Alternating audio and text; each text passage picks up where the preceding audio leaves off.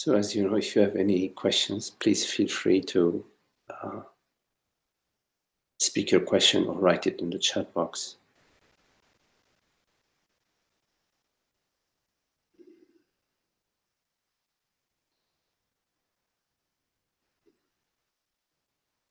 When we look at our experience, meaning this moment, this very moment, because this is what's happening, not something in the past or in the future. This very moment, when we look right now at our experience, we find perception. We find thoughts, we find bodily sensations, we may find feelings, memories.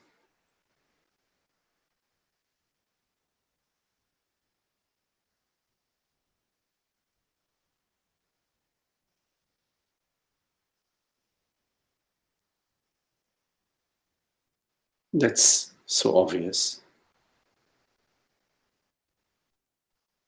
But also, there is, when we look at it, because maybe it goes unnoticed, there is the sense of self. Whichever way we speak of it, or we may describe it to ourselves or to others.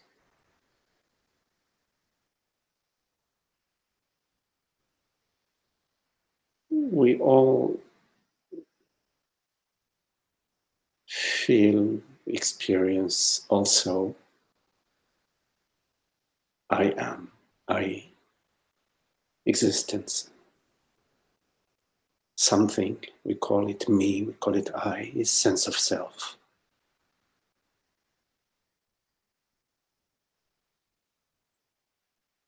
It's sort of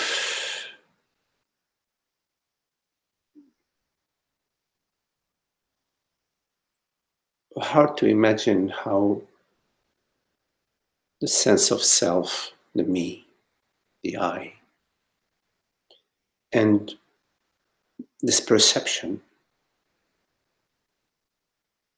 how they're apart. It's hard to imagine that they are separate, because in fact, in our experience, we don't experience separation in our experience. This does not mean that we do not feel isolated or separate or lonely or alone.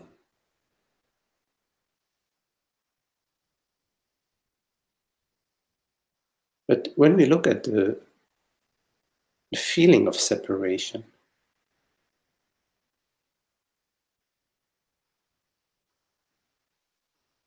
depending on how close we look at it,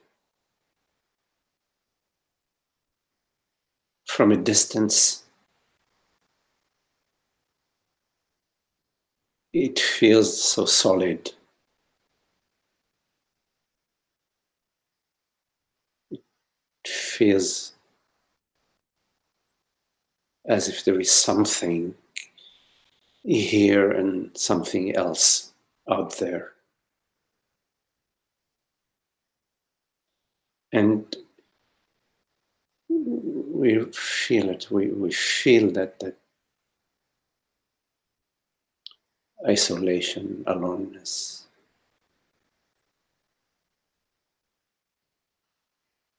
So when we get closer to that feeling of separation, meaning when we look when we look at it, because the feeling of separation is happening right here. It's not so far apart from us. So in a way, it's available to us right here to look at it when it's happening. And when we get close to this feeling that I'm this separate person and I'm here and the world is out there,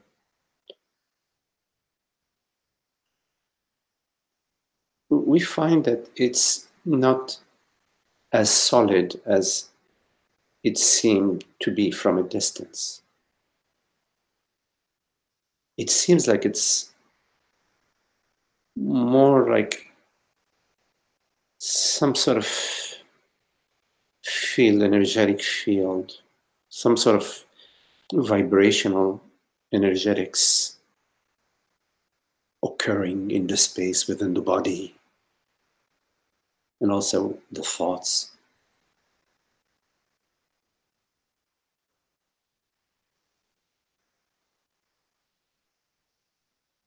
And it's possible as we become really interested in this sense of separate self, it's possible that we come to a space, to a certain dimension where we don't even know what it is. It's something, but it's like, I don't know what it is. I feel it, but not sure what I'm feeling. And I'm not sure what it is to be feeling it, you see.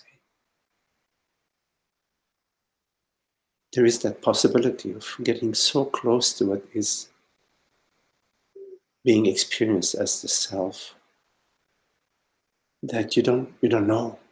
You don't know what you're experiencing, and you don't know any longer what it is that is standing apart from anything else.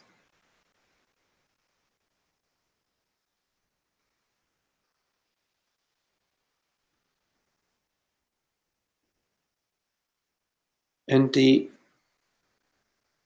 impressions that there is something solid in here and something solid out there starts to become more porous and volatile. And the emotions that accompany this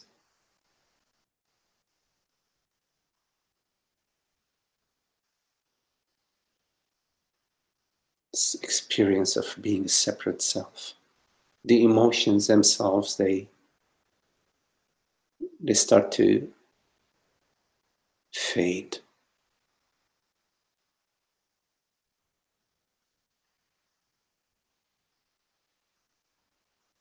And we find ourselves like we are right now, not knowing,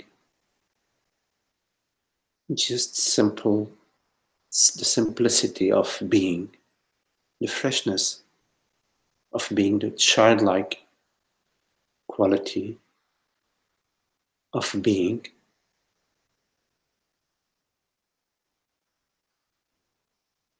Without being anything or anybody, or without any without any particulars. And it's so peaceful and tranquil and open, and as the openness, it's embracing everything. It's transparent to everything.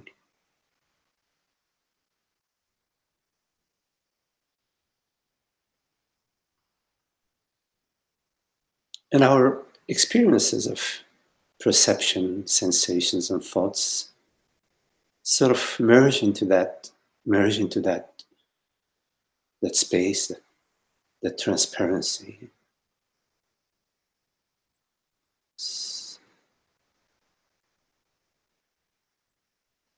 It all sort of comes together in this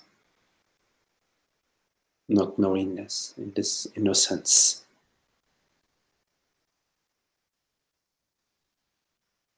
And there is an ease of being, and tranquility,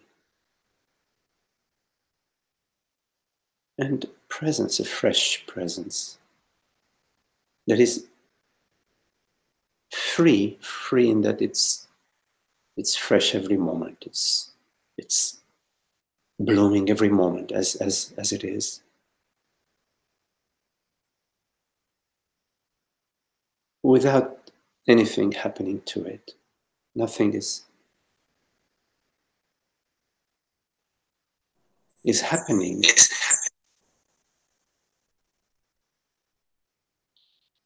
At that level.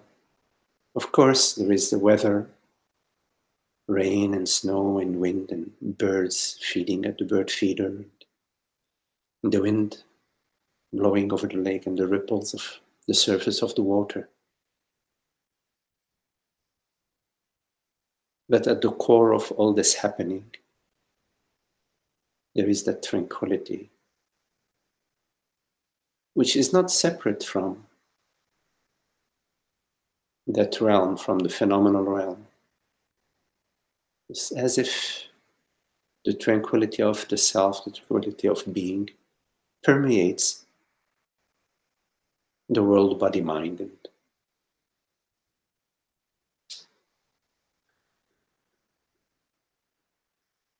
brings it home in a way.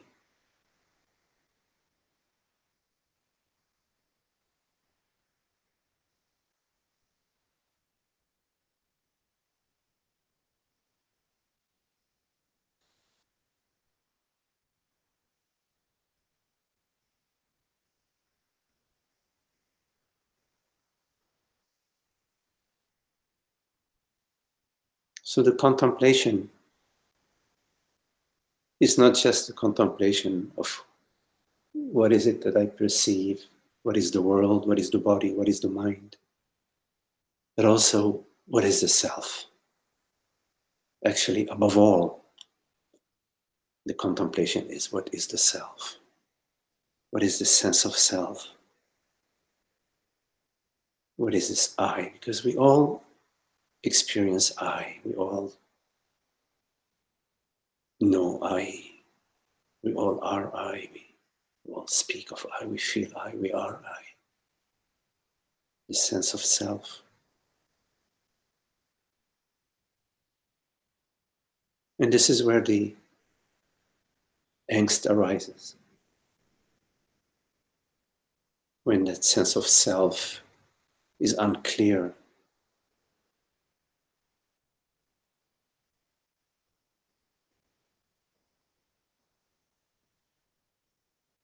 When the sense of self is contracted.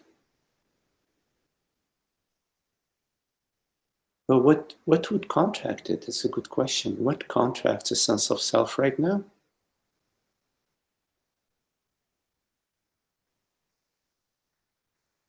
There's got to be some sort of image about I, some image. Because when there is an image, there is something at stake about the image. We separate ourselves as an image.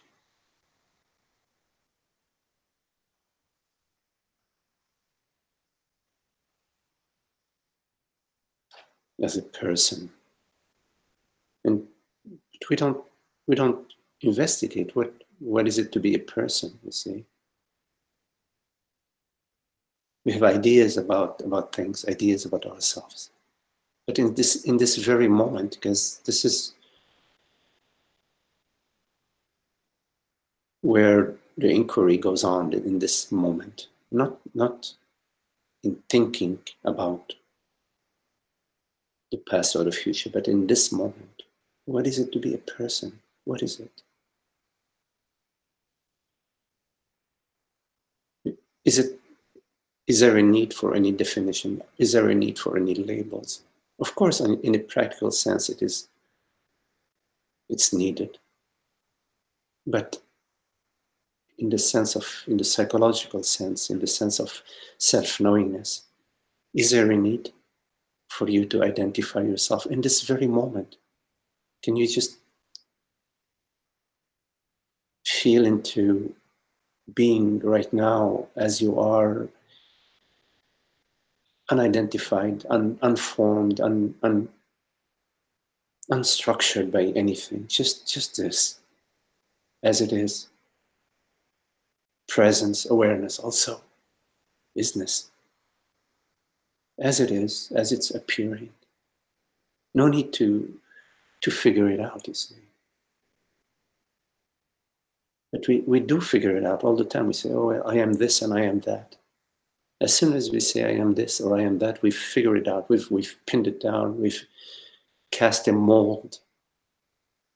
And we've rigidified. We've concretized that which is formless.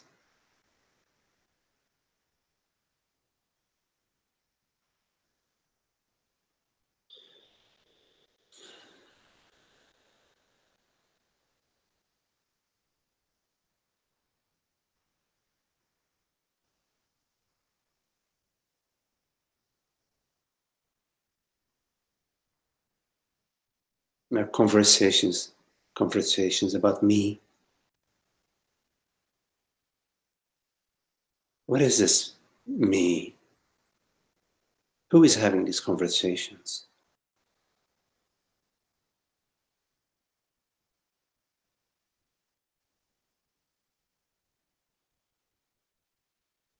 Are you defined by thoughts? Are you anything that is defined? How could you be something defined?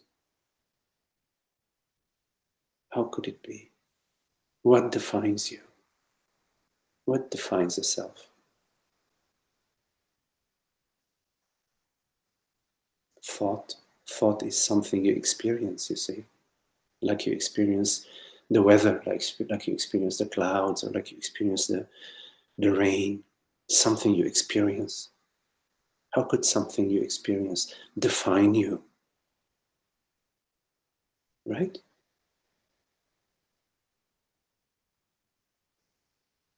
So, can you experiment with being without any definition in this moment? Not an effort, not a struggle, but just a recognition that it already is so. You already are that transparency. It's already so. It doesn't need to be defined. It doesn't need any makeup.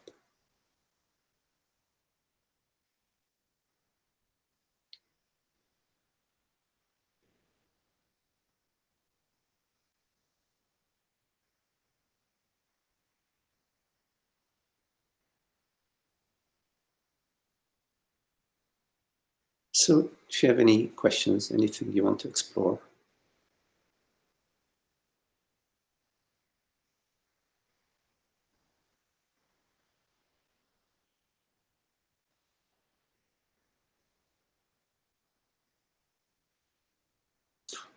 Also, if you are watching on YouTube, I am following the YouTube channel as well.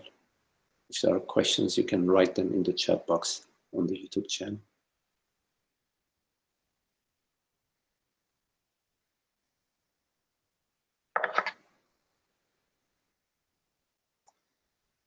Hello, Laurie. You're right. I am curious to understand your understanding of I. Should you unmute? You could unmute. Yes.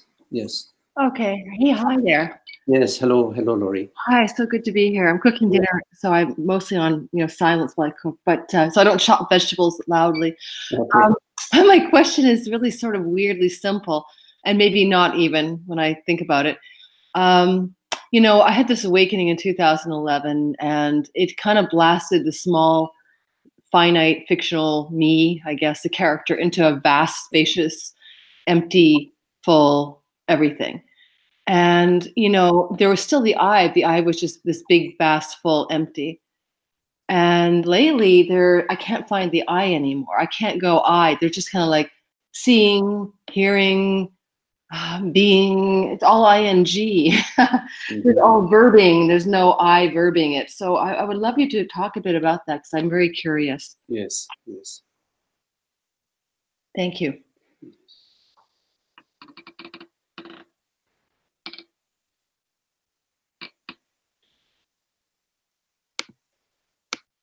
So it's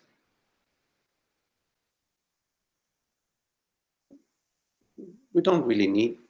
I mean, we say I. It's convention, in our culture. But it's just a convention. But it refers to, let's say, experiencing. But there are, I would say, like two aspects to experiencing to this I. There is, as you say, seeing, sensing, walking, chewing. There is what we could label. Of course, it's just conversation. The label is not the thing, but where we could label activities or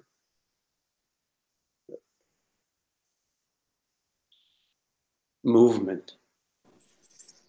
So there is the I as manifestation. So it's manifesting, it's being, it is galaxing, it is blooming, breathing. And there is also simultaneously and not separate from the galaxing aspect, there is also the being. So it's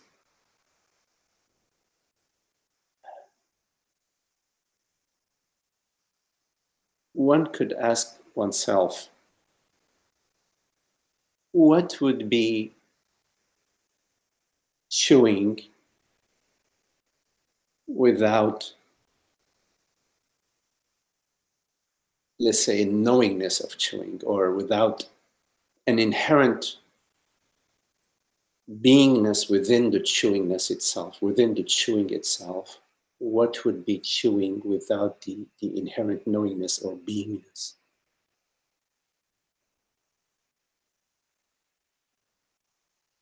Although they're inseparable, in other words, you can't have the chewing without the being, although they're inseparable, there is a certain hierarchy, let's say, within that wholeness, within that non-duality, there is a hierarchy. And that hierarchy is that being or knowingness or amness applies to all activities. It applies to chewing, it applies to walking, it applies to blooming, it applies to breathing. But breathing or chewing or walking does not apply to being. Say it another way.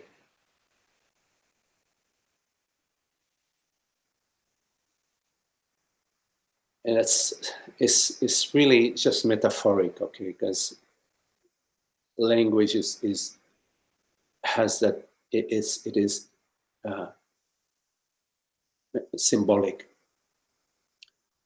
You could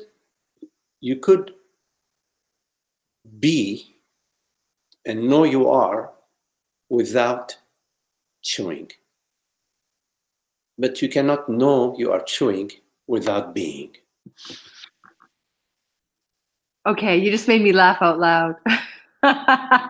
Thank you. Of course, absolutely. Yeah, yeah. So here's the thing. I totally got that. But I guess what I realized as you were speaking, and I so enjoy listening to you, is that what I guess I was actually referring to, now I understand, is that awakening that I experienced in 2011, which was abiding and then it was contracting and now it's not contracted. I kind of look back and I thank God I don't speak in non-dual speak. I look back and I sense that there was still this residual sense of self, like the contracted one, in a seed form that possessed, owned, or intermingled with the vast, spacious, empty awareness. And what I'm experiencing lately is this more pure version of being, which almost feels like there is no be-er, only the verbing. But of course, when you talked about chewing, chewing, of course, can't have an independent existence without the one who is the beer. Right. But what's important to also contemplate, and you have to sort of look at it, Yeah. is that being knows chewing, but also it knows itself. In other words, let me put it another way. Being knows itself as chewing when there is chewing, when it chews, and it knows itself as being in the absence of chewing. So it knows itself as being chewing, and it knows itself as being irrespective of chewing. Absolutely. In the vast empty stillness, there's no thing that defines itself other than itself. Right. So, so in terms of the I, there is the I in the phenomenal morphing and moving and galaxying realm, and it's that same I that is unmoved, knows itself as itself. At the core of all of that, it knows itself as itself, and also it knows itself as movement. Perfect. Let me use the word in ignorance, just using this language. Okay, it's all relative language. In ignorance, we know the self as activity, but we do not know the self as the self. At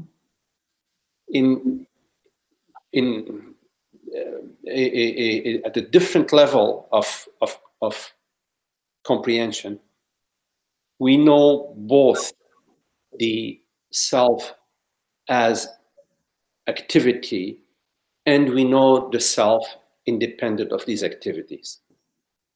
And at a higher level, we know all of it, both the activities and non-activities, as the self. So there can be a glimpse and enlightenment where there is a revelation of the formless, vast, infinite presence, reality of beingness, which awakens you out of just the phenomenal realm to the noumenal realm.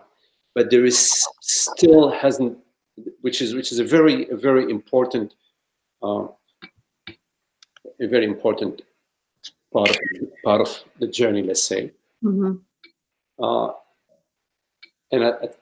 in the further contemplation, along our journey, there is a dissolution or a union, whichever way a merging of the self with the form. These are, of course, it's just a model. It's a model. The key thing about this model is that you move from being a personal self, in your bubble, to being very blissful as the self, and then you come to peace and happiness as your natural state, as you breathe, as your natural state. Right, right. That's that old injunction, first a mountain, then no mountain, and then a mountain, but a different mountain. Also a bowl, depends on what you listen to, but the idea that, you leave it entirely in its contraction and then you have to come back into I don't like the word embodied. I find that's like very misused, but an integrated or a new merger, like you said. Yeah, that works for me. I really enjoyed your explanation. Okay. I'm going to turn some lights on. I noticed I forgot to turn the light on.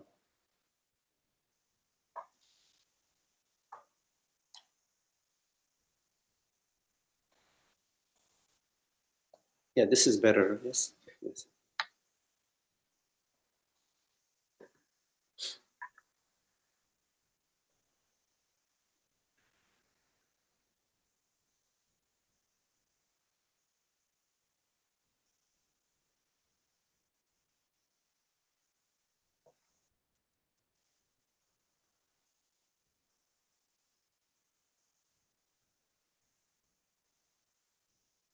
So this, when we speak of I, it is I that is speaking. And the I that is speaking is not male or female I. It's that the one I, the I that is, the I that we all know as I. It's one I. So I is consciousness. I use the word consciousness, or presence, or awareness, or formless self, or transparency of being. That I knows itself as I in its uninterrupted state, in what's referred to as the sahaja samadhi. Sahaja. And it knows itself back and forth along the way.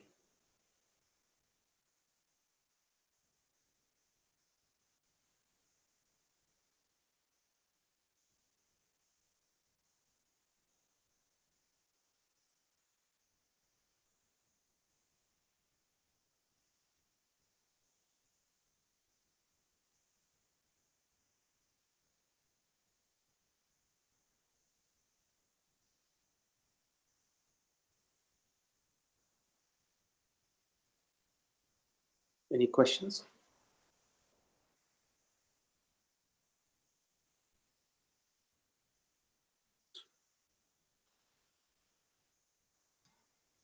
Hi, Magdi.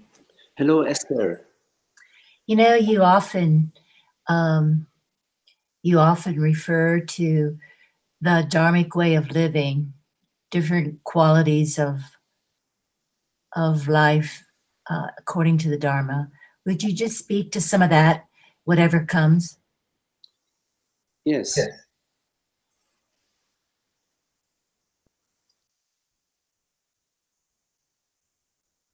Until, let's say, the Dharma is living you, you have to live the Dharma.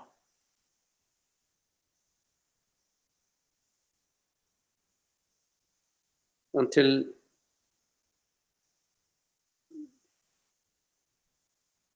you are this open,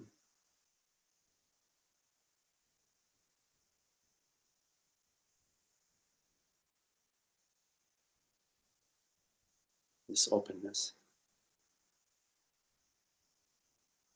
until you effortlessly are being lived through the eyes of God, through the face and the hands of God. You have to live a apply yourself, follow the precepts. And we all know them. They're the sort of universal principles of respect, love, honesty, honor, recognizing the other as yourself, treating the other as yourself, compassion, fairness towards the others and towards oneself, listening.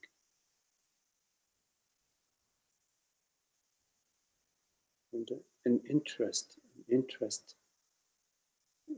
in everything that's appearing, interest in everything, interest in the self, in oneself, in knowing oneself, and interest in all what's happening.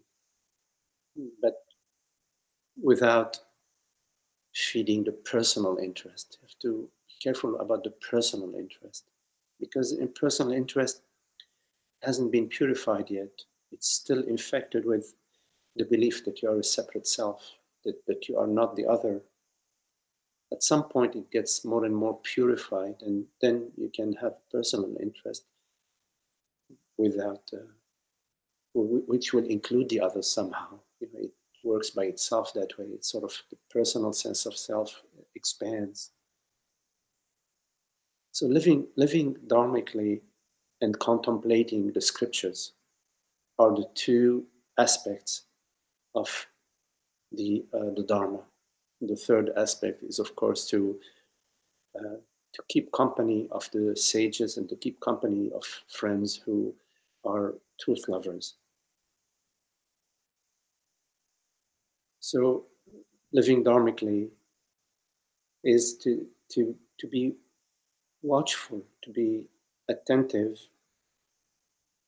to the tendencies that arise within you, that may arise within you, and to apply yourself to the principles of non-action. Non-action meaning not to act according to your reaction, not to act according to your feelings and emotions, but to remain still in the midst of your feelings and emotions, and to experience them and to come closer to them. And of course, there's also the principle of discrimination in your life, to discriminate, the viveka principle of discriminating between action that arises out of the negative emotions, out of the greed, out of the envy, out of the fear, out of the sense of personal self, and actions that arise through you, not from you, but through you, via grace. But this goes hand in hand with contemplating the scriptures, meaning contemplating the emptiness. The teachings of emptiness basically say that the reality of all appearances is the self. That all what appears refers to that which does not appear. All manifestations refer to the unmanifest. Sort of be contemplating that. And the way you contemplate that is by going more and more intimate with your experience. The more intimate you are with your experience, the less you are thinking about it. When you are thinking about it, you are conceptualizing it and you are relating with models. You're not living your experience, you are modeling it. You're living the model of your experience. And when you are living the model of your experience, you're perceiving your experience as made out of various parts of a puzzle, and you lose track of the intimacy of your experience. So when you are contemplating the intimacy of your experience, you're contemplating that everything that you experience is at zero distance of yourself. It is intimately yourself. You're experiencing your experience. You're not perceiving a tree. You're perceiving your perception. You're perceiving your conception. Where is it? Where is your perception? Is it not intimate with yourself?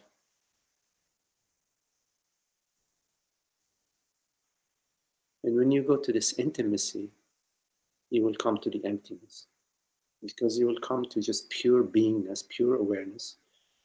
And pure awareness is empty, but it's a full emptiness. It's not an emptiness that is lacking. It's a full emptiness. It's full of itself. It's full of its own knowingness.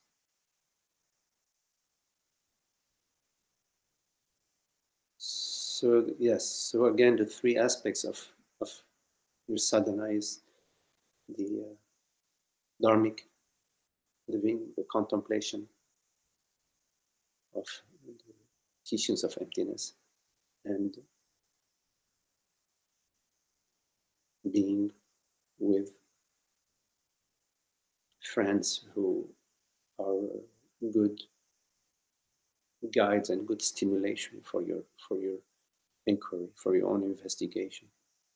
Don't forget that there is nobody who can do the work for you, no teacher, no friend that can do the work for you, but they can inspire you via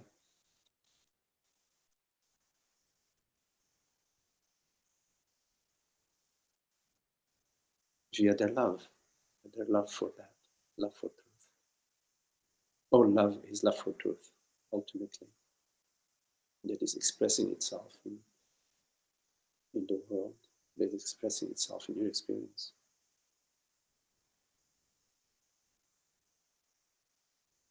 So living dharmically requires courage, requires trusting the scriptures and trusting the teacher, trusting the teaching, and courage. Because you're going against the tendencies to hold on, to grab on, to contract. You're going against these tendencies, you see.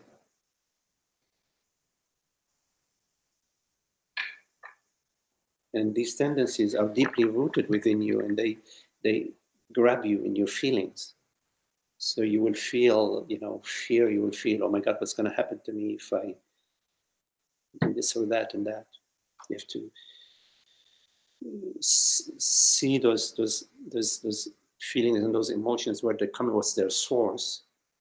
But even though their source may be the sense of personal self, you also have to feel them completely, and not to just sort of bypass them by saying, oh well, that's just personal self. So you have to feel it because it's there. And when it goes, it's good. But when it's there, and that's good too. It's all perfect. It's all perfect for you to completely be it, to completely live it, to completely experience it. And also, as you're living dharmically, you will find that it blooms. It goes from a narrow path to it opens. There might be some bump along the way, but it goes from a path that's 5 feet wide to a path that's 50, 60 feet wide.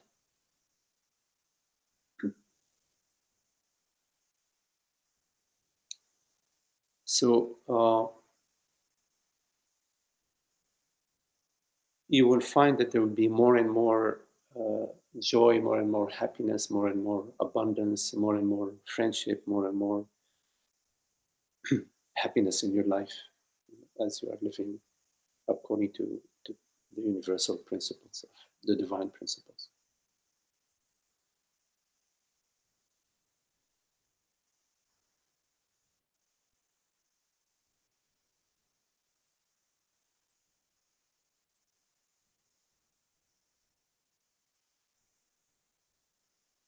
And at the core of all of that, you're also contemplating, what am I truly?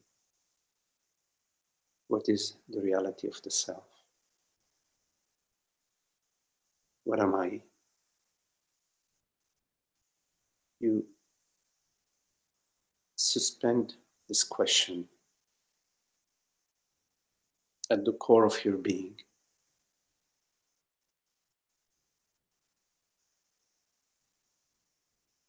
Without excluding anything. You don't exclude anything.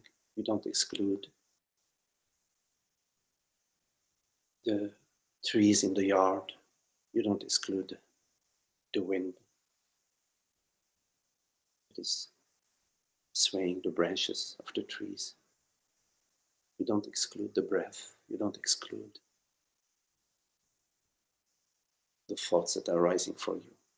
You include everything within that question.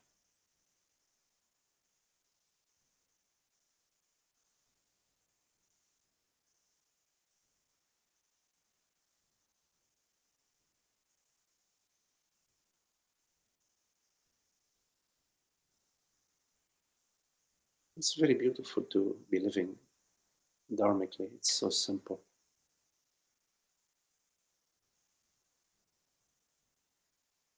We have a tendency to live contracted around the me, you know. We contract a lot around me. What's going to happen? Am I getting this? Am I getting that? Do they love me? Did I say the right thing? You know, all this contraction.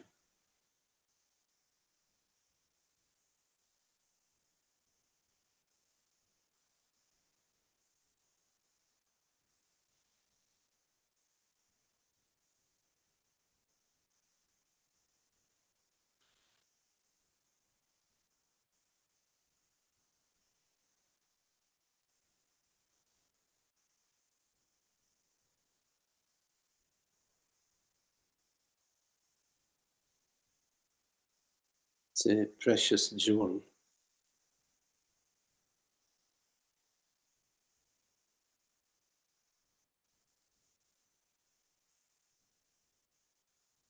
We take care of what's precious, not for our own personal gain, but just because it's precious, you see. It's precious, period. It's precious for everything and for everyone. It's just precious. Not for me, you see.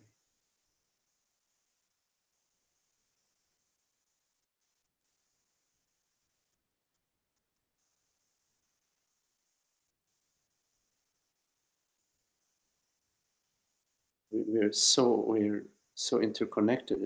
Anything and everything we do affects everything and everyone, and vice versa. Everything that everybody does affects you. But what's available to you is you, is your experience and how you live it, and that's massive. That is so powerful.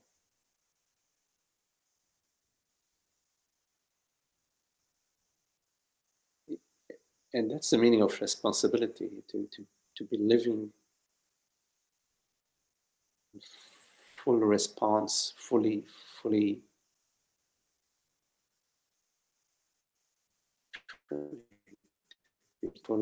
and to live fully you have to be also contemplating, because you have to be contemplating what is it? What am I? Am I this separate? Am I this woman? Am I this man? Am I this body mind? Am I this body mind appears to me like that? Am I something that appears? You have to be looking at that to live fully, because that belief that I am this man or this woman gets in the way of living fully. It sort of limits you, and then you're living your bubble, you're living your conditions. So it goes hand in hand to live fully and to be contemplating, am I something that I experience? Because the body-mind is something you experience. We all experience the body-mind in different forms, different shades, different colors, different shapes. But it's the same thing.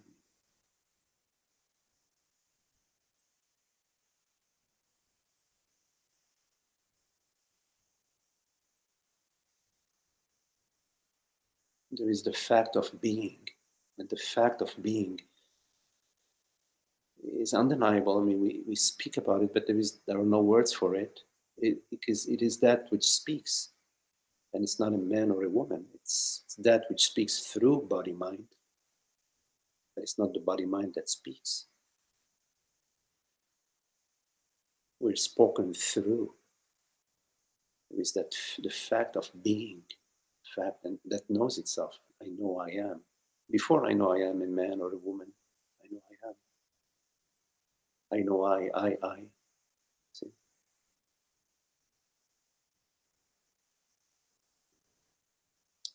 Yes, hello Inga, hello. And Anne, I saw your question. I'll come to it in a minute.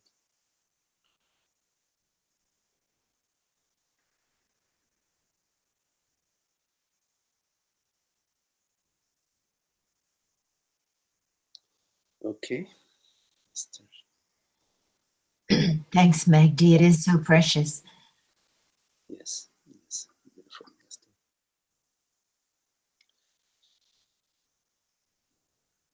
Lori, you write through you, not from you. Yes, but as you, when you know the true you. Yes, yes, yes.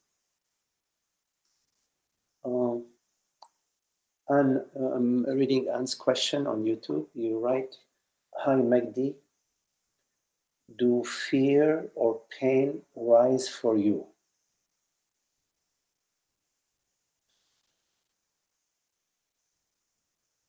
Pain arises for me, like a toothache, for example. Sometimes, you know, I work sometimes in the field and I cut myself. I think I cut myself. It's interesting, because it's really weird. I don't, you know, I'm not boasting about it. It's just sharing with you, really, because I don't really care about it. But it's interesting. Like previously, whenever I used to have like a cut, an actual physical wound, I would really feel it. Now, I don't know. I even at the pain level, I feel it less. It's really weird. It's like I don't even notice that I'm cut, so I have to be careful. Oh yeah, here it is. But in terms of your question, I experience pain, but fear.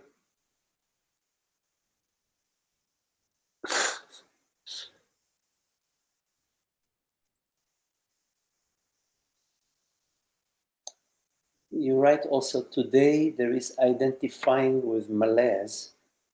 It is unpleasant. I haven't been able to find peace or happiness. Could you say anything about this, please? Well, and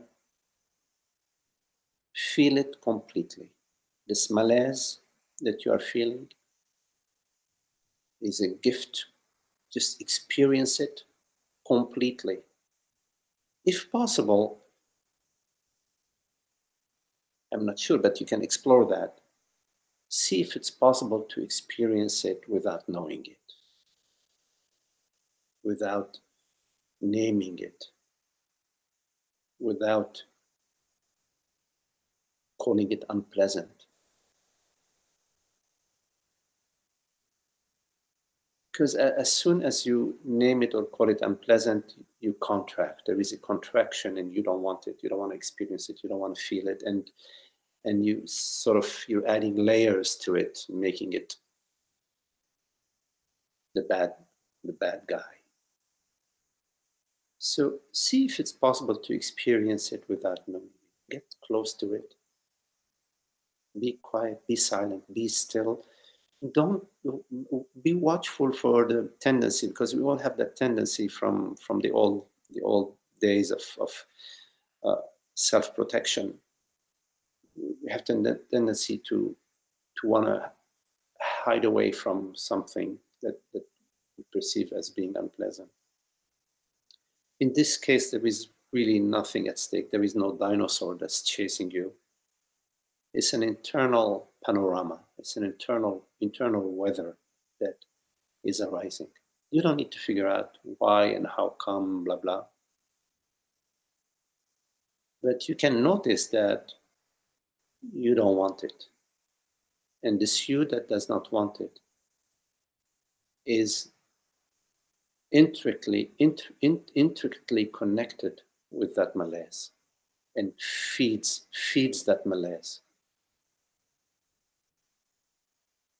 This tendency to want to protect oneself. But the self needs no protection, you see.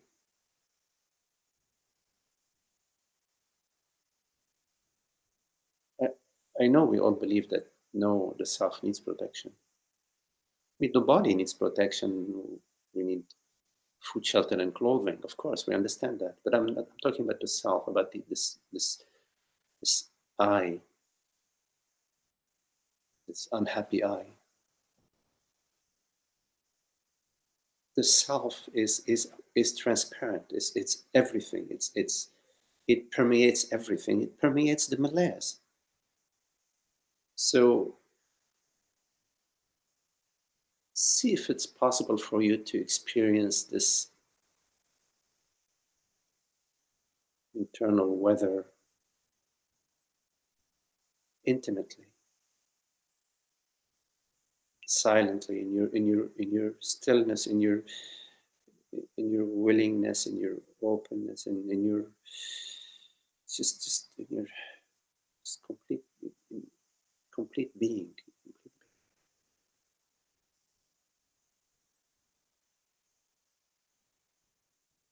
The vibration of it, the shape of it, how it trembles, how is it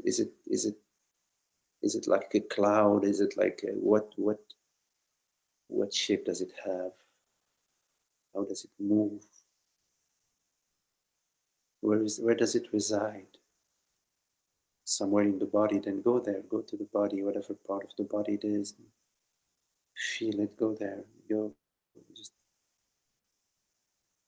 get completely intimate with it. Because intimacy is love. In this intimacy, in this love, all is well, all is as it should be. There are no issues. And there is nothing standing apart from that. There is nothing that's being a subject to.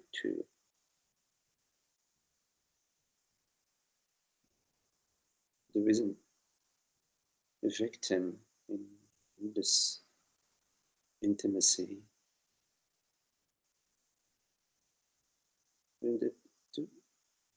So see how like the images and thoughts and ideas about how things should be, how these thoughts arise, you see, they arise and they create like some sort of tension within you. How things should be this other way. I shouldn't be feeling that. I was feeling better last week, or all these like flow the stream of thoughts. It's just like clouds passing. It's just the weather. It's like the wind. It's just to see it, to be open to all of it, and it's happening.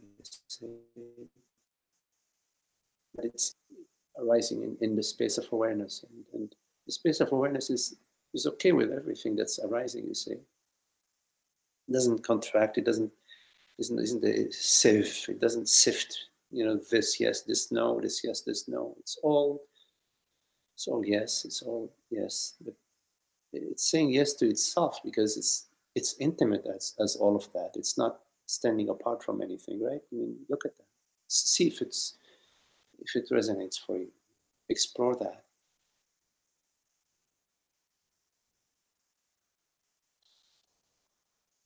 You're right. Before I have been able to find some space with it, but today it seemed overwhelming. No, don't look for space with it. Just let it take you. Let it overtake you. And let it. No plan. Forget about before. No before. Just like a wave, comes and sweeps you. Let it sweep you. Be swept by it. And maybe that's not the right metaphor. It's just don't bring in a before to it. Just be fresh with it and be intimate with it. Yes, see if don't make an idea or image of it or of yourself.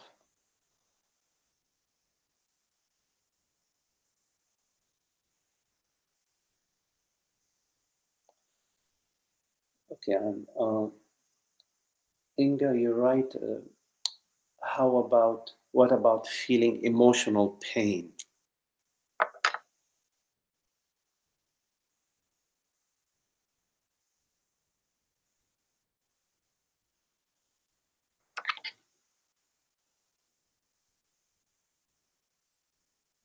And then, Inga, you're right. Yes, becoming intimate with my uncomfortableness. That's a long word. And accepting it, saying yes, yes, without judging. It has helped me not to identify with it, and the pressure gets released. Good. Okay. Okay. Yes. Yes. So, in a way, Inga, so Anne's question and your question about emotional pain are sort of the same question in a way. And be careful, Inga, about using the word pain, because the word pain is loaded. Nobody likes pain. Ouch, It's emotional. It's an internal weather. Yeah, it's like a weather. It rains and it snowed like it snowed yesterday. Today it's 40 degrees, it's 45 degrees, it's melting. It's an external weather and internal weather. It's all really one weather. So if you look at it as the weather, and don't separate yourself from the weather. We don't separate ourselves from the weather, right? When it rains, when there's sunshine, or we're not separate from it. The weather is intimately part of our being, our body. See, the earth is part of our body, and the air is part of our body, and the clouds and the rivers and the lakes and the oceans, the earth. We're not separate from the weather. Similarly, we're not separate from the internal weather. It's just part of the panorama, part of our condition, the human condition of being contracted as a me. I am Inga, and you are somebody else, and I've got to watch out for myself. It's very ancient. But there is the possibility of bringing some light to all of that, and recognizing what is essential from what is not. It is essential for you to have some lunch, to feed the body and get some rest, to allow the body to rest. But it's not essential for you to worry about your future or to be concerned about your health tomorrow. Of course, I mean, you can, if there is a health condition now, then you deal with it. But to be concerned about, my God, what's going to happen to me in 10 years? What's going to happen to my money, to my partner, to my life, to my this, to my that? So you have to distinguish between what's essential to be dealt with and what is superfluous. And a lot of the negative emotions are connected with the superfluous. Oh, he has this, I don't have that, she did this, she shouldn't have done that. All that is superfluous. Because your experience right now is just full wholeness. It's so full that it's complete in itself. So just remain as you are. Recognize the wholeness right now, the fullness right now. And if there is a negative emotion or whatever you're feeling, just go experience it fully. Like you experience hunger, you experience it, you experience the hunger, you experience it fully. Yes.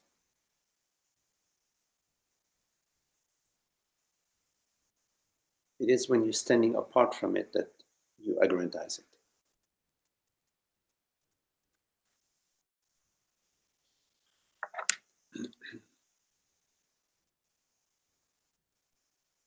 You're right. Maybe the word is being uncomfortable with oneself, not pain, losing peace. Yes, being uncomfortable with oneself. But sometimes you're uncomfortable because you've been sitting for too long. So you get up and you walk and you stretch, you do 10 minutes of yoga. Or you're uncomfortable because you ate too much. So you say, okay, well, be careful next time. I'll have to eat a little less, but then you go for a walk to help you with digestion. Or if you cannot go for a walk, well, you just feel uncomfortable. There's nothing wrong with feeling uncomfortable. It's part of what may appear. Now there is another sort of uncomfortable, which is psychological. Psychological uncomfortable always has to do with protecting me. So when we play the game of protecting me, then we are going to feel uncomfortable. Because it's not possible. There is no possibility of protecting the me. Because the me is constantly asking for more and more and more and more and more and more protection. It's all a mind state. It's a mind state. So it's not possible as to have comfortable psychological state.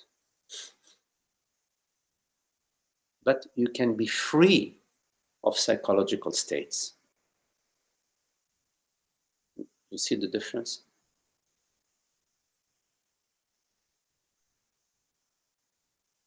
And to be free of psychological states, you have to realize that you are adding on to your experience, you're adding on a story. You're adding on a concern. You're adding on, oh my God, what's going to happen to me? Rather than being whole and fully experiencing what is as it is, you're sifting through yes to this, no to that. And behind the scene, you're trying to protect some imaginary character. Okay, you have to sort of see that over and over and over until it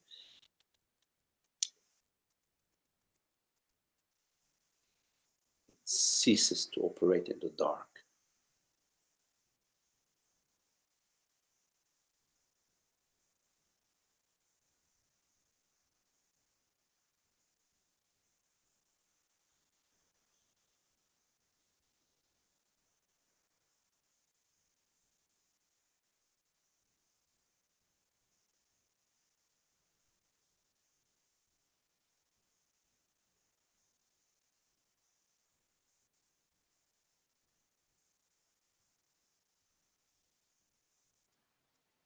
Hi, Magdi. Hello, Holly. Hi there. So, as you probably remember, last spring I had some difficulty with my dad over a situation that was coming up. Yes. And that situation continued to be difficult through the fall. And so now I have a lot of residual anger and hurt. And so I don't know exactly what the question is, but how do I forgive, or how do I experience that? Right. A few things, Holly, in our life, things unfold. We don't know where from they unfold. We don't choose our parents. We don't choose where this body is born. We don't. So many things we don't choose. We don't choose our parents to think or to be in a certain way. We don't choose our neighbor to be who they are. We don't even choose the personality of our dog or cat. So in our life, there's a lot of things that unfold that they just appear to us as they are. And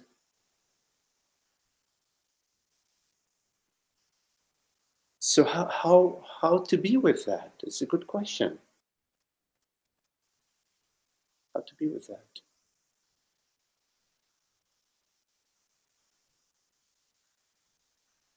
And because there are certain consequences to how we are with what unfolds.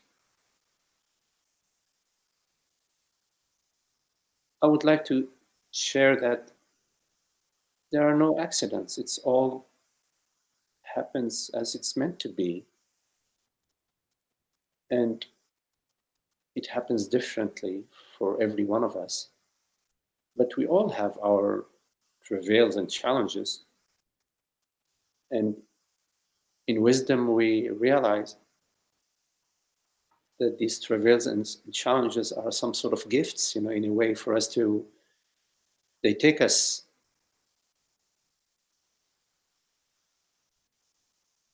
somewhere else than just what they appear to be. They seem to have a function.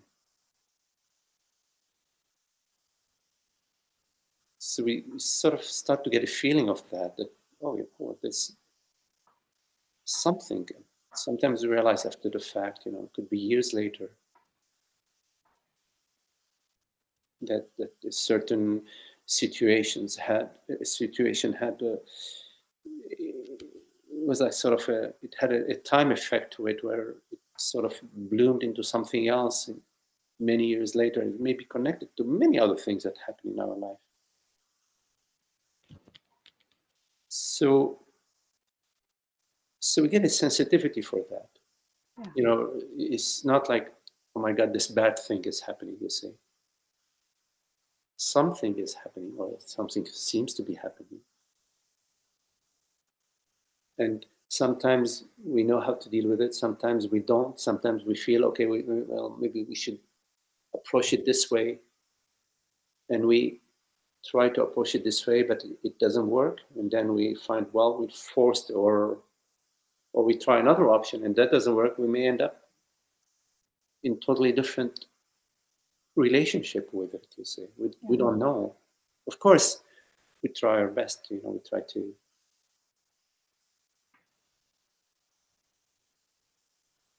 relate, when we are called to relate. Like, for example, the weather, when the weather happens, there is not much to do, except, of course, if you have to go out and you take your umbrella if it's raining. So there is a certain response, you see. In life, there are some situations that are more complex, and you have to sort of figure your way through them. And sometimes it's very simple. And some other time, it's not. And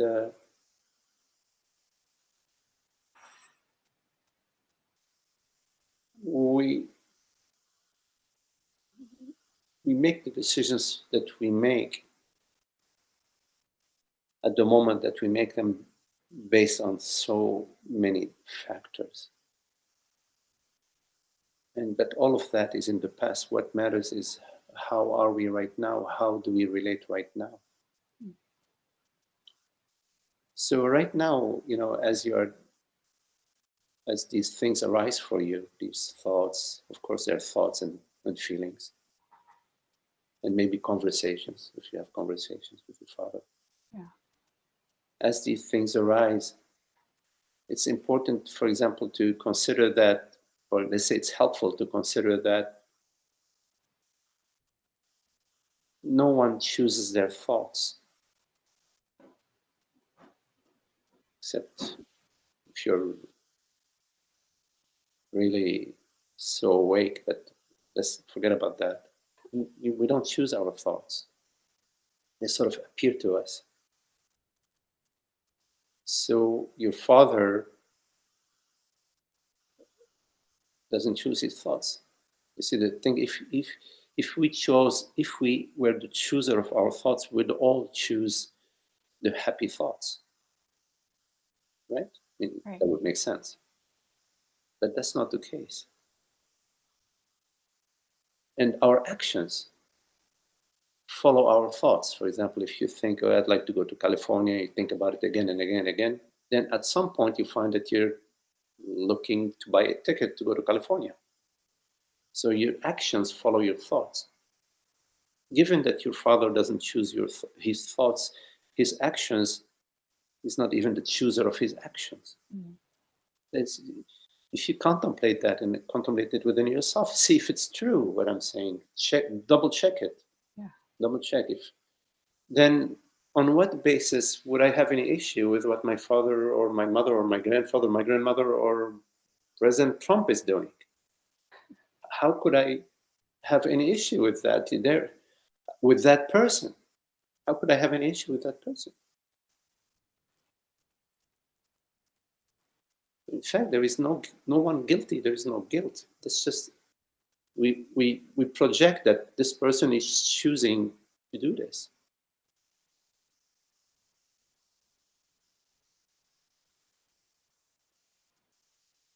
You see, we think we choose our thoughts.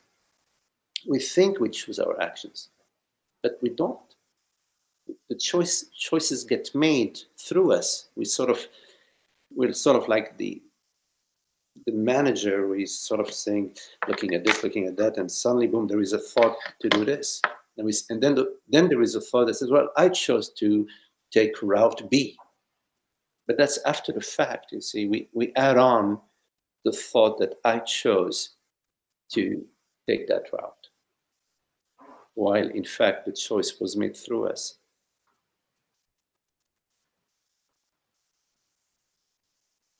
Other thing that you could look at in terms of your father, well, before that, you have to also understand that everything that comes to you comes via consciousness. It appears like gravity, or like the weather, like the sunshine. It just appears through in the cosmic realm. There is a big word. It's just, there is. It's part of the totality. It's all interconnected, and the system isn't trying to collapse itself. It's playing. It's playing the accordion. It's playing. So it's takes from here, puts some here, then takes from there, puts some there. It's that way. It's a flow. It's a dynamic. And the way we live is we have like this big box, and we want everything to come in. Very little to go out. Just bring it in, bring it in, bring it in, bring it in, bring it in. You see, it's a big business. In everybody's home, there is half the house is full of stuff. and they have one or two storage rented storage rooms. Yeah. This tendency, you see. Right. So it's important to understand that it's all a flow. There is abundance in the system. The entire system is whole. There's nothing missing to it. It's complete with nothing missing. And it feeds itself.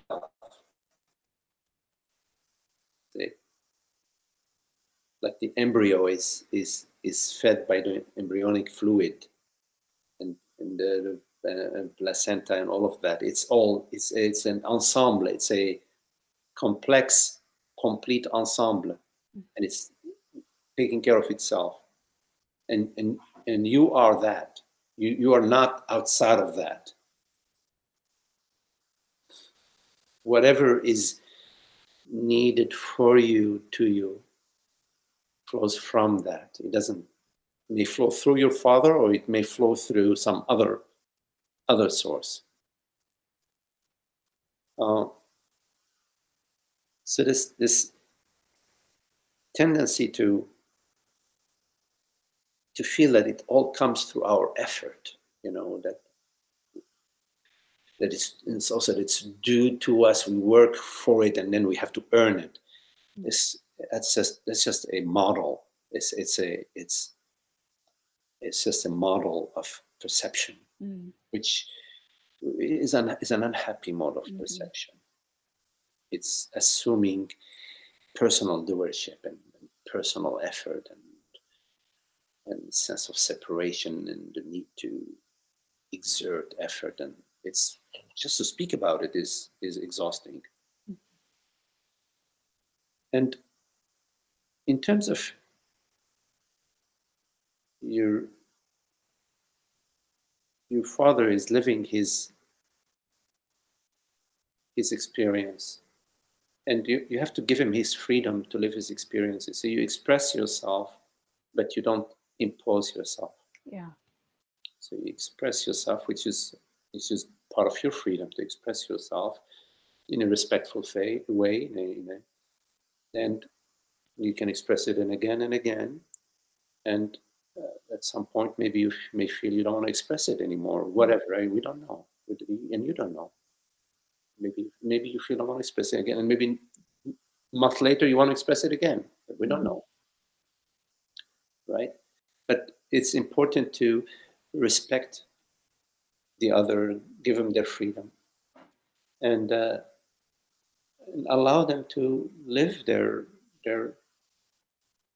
fantasy. Of course, we wish for everybody happiness. You see, we wish for your father, my mother, my father, my cousin, my neighbor happiness. We wish everybody happiness. Why? Because it's happy to wish happiness onto people.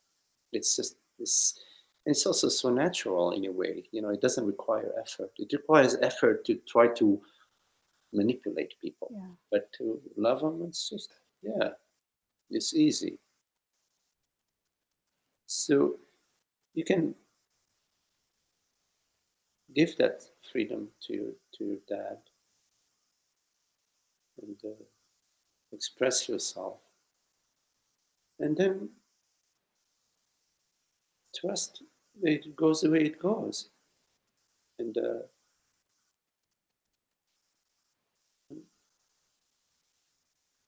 don't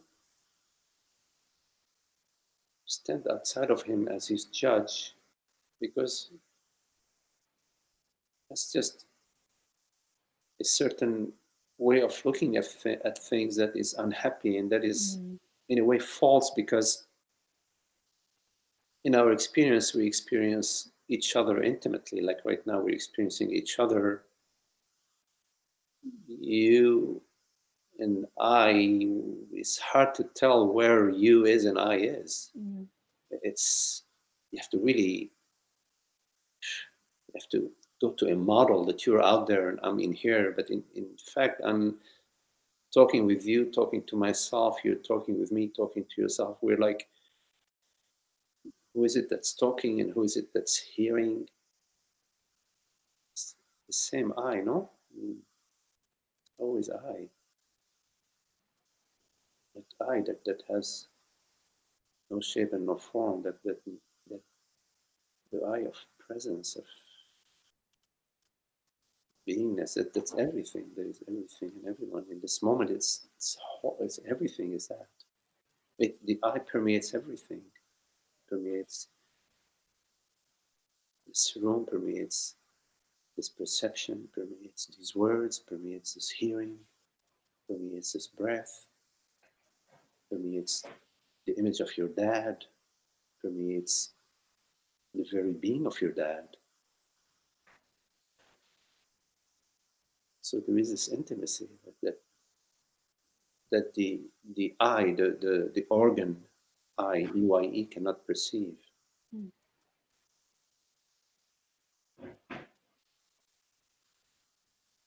Trust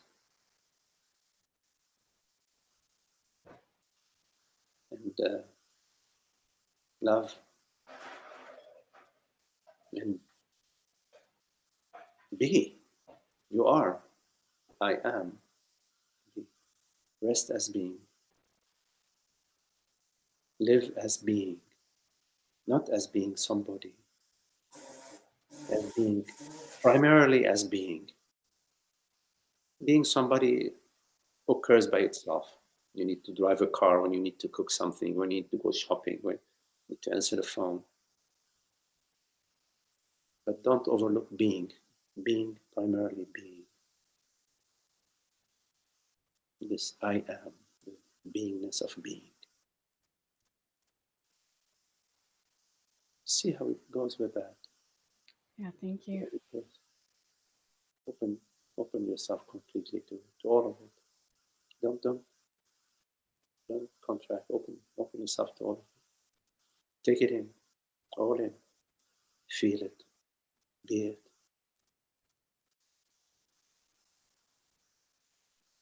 Okay, Holly? Okay, thank you. Okay, Holly.